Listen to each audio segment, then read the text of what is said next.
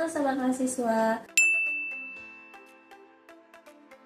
Video kali ini akan membahas tentang manajemen keuangan keluarga. Nah, yang akan kita bahas kali ini topiknya adalah pengelolaan keuangan secara personal atau pribadi.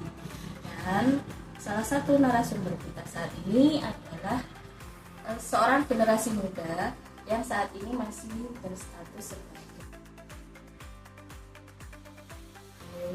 siswi. Bisa mulai. Jadi kita dari sini kita bisa belajar dalam pengelolaan keuangan, terutama keuangan pribadi. Saya boleh tahu namanya siapa? Nama saya Julianti, biasanya dipanggil Lia. Sekolah di mana? Di SMA Negeri Satuan gitu. Sudah usia 17 tahun? Sudah.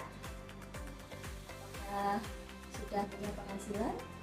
Belum. Kalau belum punya penghasilan, pastinya dapat penghasilan dari pemberian orang tua untuk uang saku ya? Ya. Pernah mendengar literasi keuangan? Belum nikah apa tuh? Kalau literasi keuangan itu yaitu pengetahuan tentang pengelolaan keuangan, baik itu secara keluarga, keuangan keluarga maupun pribadi, yang mencakup dari perencanaan, pengelolaan sampai kita menabung atau berinvestasi. Pernah? Oh iya pernah. Kalau saya sih taunya sih dari pelajaran di sekolah, dari mata pelajaran ekonomi tentang skala prioritas ya. Ya. Jadi kita harus mendahulukan prioritas mana yang primer dan sekunder. Oh ya. Sebatas tahu hanya tentang itu. Jadi Adik Julian kalau sekolah itu berarti menerima uang saku dari orang tua ya? Oh iya. Biasanya dikasihkan harian, mingguan atau bulanan? Mingguan. Mingguan.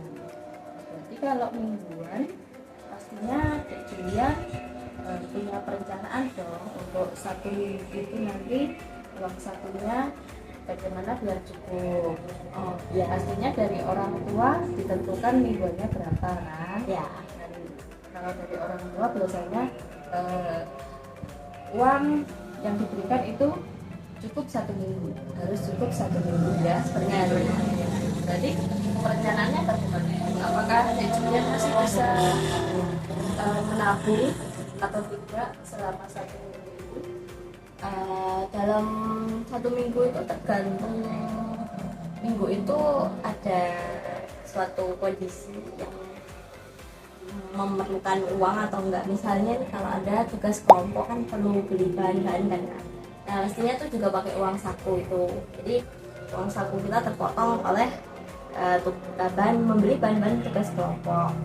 Nah kalau misalnya di dalam 1 minggu itu nggak ada, cuman kayak keperluan makan dan bensin, biasanya sih masih bisa menabung. Nice.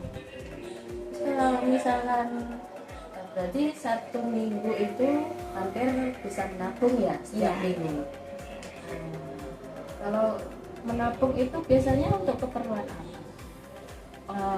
Biasanya sih untuk keperluan beli skincare, keperluan beli mungkin kado ulang tahun buat temen, mungkin mau jajan pengen sesuatu gitu juga. Berarti untuk kebutuhan pokok selama 1 minggu itu misalkan naik kendaraan sendiri ke sekolah. Oh iya. Berarti untuk transportasi mestinya harus ada dong, Sudah disisihkan kalau uang. Berarti kan dari penerimaan untuk 1 minggu itu sudah direncanakan untuk kebutuhan yang pokok seperti yang tadi disebutkan, kebutuhan primer itu berapa persen, dan untuk kebutuhan sekundernya berapa persen, dan untuk penabungnya berapa persen ya. Berarti sudah tahu ya, itu sudah otomatis sudah termasuk belajar literasi keuangan otomatis. Itu nanti itu sangat bagus untuk kedepannya nanti. Dek Julian nanti berarti kan sudah mulai bisa mengelola keuangan pribadi. Nah, nanti kan untuk bisa bekal diri, kalau sudah dewasa, sudah punya pekerjaan sendiri, sudah punya penghasilan sendiri, pastinya bisa mengelola yang tidak. Kalau untuk asuransi mungkin sudah ikut di orang tua ya. Oh iya. Baik, kalau tadi sudah dijelaskan selama 1 minggu itu sudah bisa merencanakan untuk keperluan apa saja. Pernah membuat catatan keuangan nggak? Oh, kalau catatan sih enggak kak, soalnya saya gampang lupa gitu, jadi udah keburu males kalau buat catatan. Saya biasanya kira-kira aja, enggak dicatat. Sebenarnya penting loh itu buat membuat catatan itu. Dan biasanya nanti kalau ada catatannya itu kan kita bisa mengevaluasi pengeluaran kita selama 1 minggu itu untuk apa saja. Terus nanti kalau misalkan ada pos-pos yang perlu sekiranya itu sangat penting yang harus dimasukkan ke kebutuhan pokok atau primer, itu bisa ditambahkan di situ, walaupun kemungkinan dampaknya itu mengurangi untuk uang tabungannya. Kemudian bisa belajar dari situ. Terus kalau menurut Dek Julian itu manajemen keuangan itu perlu nggak ada di materi di sekolah? Perlu sih kak, kan pelajar itu beberapa pelajar masih labil tentang keuangan, jadi banyak yang hedon atau boros, kurang bisa memanajemen keuangan. Menurut saya itu sangat perlu diajarkan di sekolah. Kalau Dek Julian sendiri termasuk yang mengutamakan kebutuhan lainnya selain pokok, misalkan untuk belanja hal-hal yang sebenarnya tidak perlu sih. Itu 50-50 sih kak, tergantung mood saya. Nanti kalau misalkan dalam 1 minggu itu uang saku yang diberikan ternyata tidak cukup, itu bagaimana? Ternyata walaupun misalnya ternyata ada kegiatan yang mendadak dan pengeluaran besar, Saya minta uang ke orang tua lagi kan. ya biasa dikasih enggak sama orang tua? Oh dikasih. Bagus sekali orang tua. Oke, mungkin ada komentar atau pendapat dari Julian mengenai manajemen keuangan personal, harus bagaimana, apa edukasi ke teman-temannya bagaimana, atau perlu nanti misalkan mau diedukasi ke teman-teman satu kelasnya. Ada komentar? Nah, Menurut saya literasi keuangan itu perlu diterapkan ke banyak orang supaya bisa hemat di in this ekonomi ya. Jadi perlulah semua orang tuh belajar mengenai literasi keuangan. oh iya. Untuk saat ini ada MBG ya? Ya, Kalau ada MBG berarti untuk uang sakunya sisanya masih banyak dong, karena siang juga dapat makan siang gratis dari pemerintah.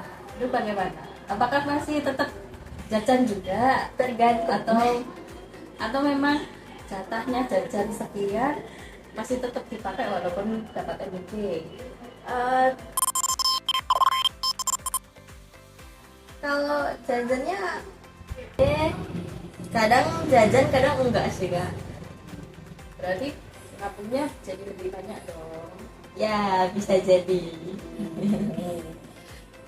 Punya keinginan lain nggak, misalnya kenapa nabung itu nantinya bisa berapa? Kalau keinginan Apa nabungnya itu hanya untuk 1 bulan nanti dihabiskan, atau kalau bisa tidak diambil? kalau pengen sih nggak ada, cuman ya nabung sedikit aja, nggak ada keinginan tertentu buat nabung itu kadang-kadang.